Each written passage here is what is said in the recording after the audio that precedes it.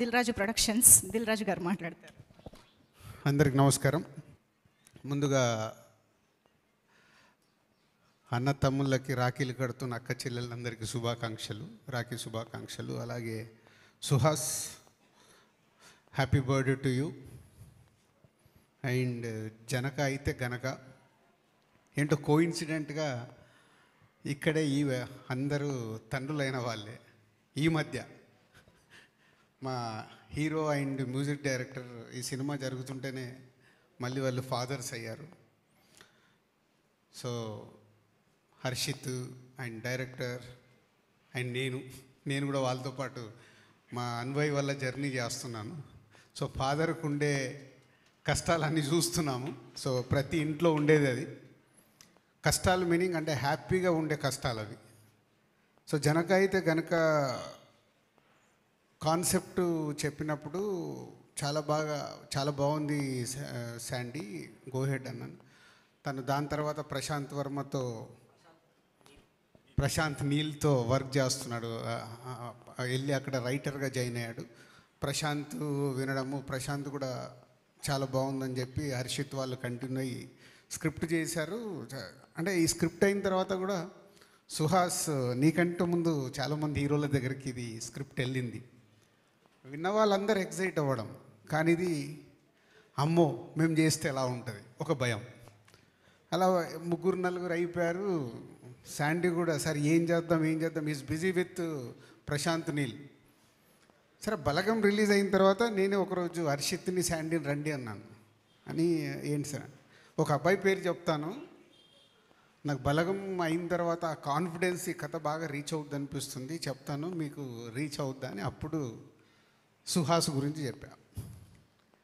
ఎందుకో అబ్బాయి చాలా ఈ కథలో ఉన్నట్టు మిడిల్ క్లాసు కుర్రాడిలాగా బాగా రీచ్ అవుతాడు అనిపిస్తుంది. సో అని ఇమ్మీడియట్లీ వీళ్ళు ఏం రియాక్ట్ అయ్యారో నాకు గుర్తులేదు, కానీ టైం తీసుకున్నావు కదా, ఇమ్మీడియట్గా వెళ్ళిపోయారు. ఓకే బాగుంటుంది సార్ అని. అంటే ఒక సినిమా కాన్ఫిడెన్స్. ఇప్పుడు కూడా మనకు ఈ మధ్య రిలీజ్ అయిన హాయి, కమిటీ కుర్రాళ్ళు, ఒక చిన్న సినిమాలు కొత్త వాళ్ళతో వచ్చినప్పుడు అవి బాగున్నాయి, ఆడియన్స్కి రీచ్ అయ్యి ఆడుతున్నాయి అన్నప్పుడు మాకు అది ఏ స్క్రిప్ట్ వచ్చినా ఒక కిక్ ఇస్తాయి. ఓకే ప్రేక్షకులు చూస్తున్నారు చేద్దామని. అలాంటిదే ఇది జనక అయితే గనక. ఒక మిడిల్ క్లాస్ అబ్బాయి వాడికి వచ్చే మినిమం జీతంలో వాడు హ్యాపీగానే ఉన్నాడు, పెళ్లి చేసుకున్నాడు, కానీ పిల్లలు వద్దంటున్నాడు.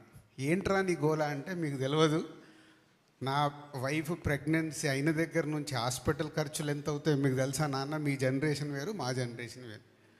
డెలివరీకి ఎంత ఖర్చు అవుతుంది, అలా అన్ని లెక్కలు చెప్పి ఫాదర్ని, నానమ్మని అందరినీ చూప్ చేస్తూ ఉంటాడు. సో ఈరోజున్న జనరేషన్లో economy is very important, same time పిల్లలు ఇంపార్టెంటే, ఎమోషన్స్. ఆ ఎమోషన్స్ మధ్యలో శాండీ ఆల్మోస్ట్ తన పర్సనల్ లైఫ్లో జరిగిన ఇన్సిడెంట్స్ని జర్నీ చేసిన, ఇప్పుడు వీళ్ళందరూ కూడా పర్సనల్ లైఫ్లో కనెక్ట్ అయిపోయారు. విజయ్ కానీ, సుహాస్ కానీ, ఈవెన్ హర్షిత్ కానీ.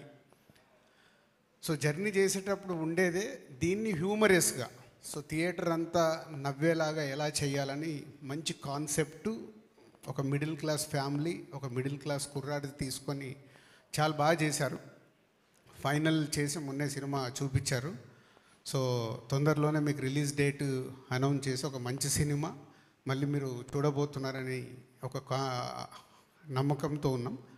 ఇప్పుడు కమిటీ కుర్రాళ్ళు హాయ్ ఎలా అయితే ప్రేక్షకులు ఒక ఫ్రెష్గా ఫీల్ అయ్యారో, ఈ సినిమాని అంత ఫ్రెష్గా ఫీల్ అవుతారు విత్ హ్యూమర్, నాన్ స్టాప్ ఎంటర్టైన్మెంట్తో జరిగే సినిమా ఇది. ఇక సుహాస్ గురించి చెప్పక్కర్లేదు.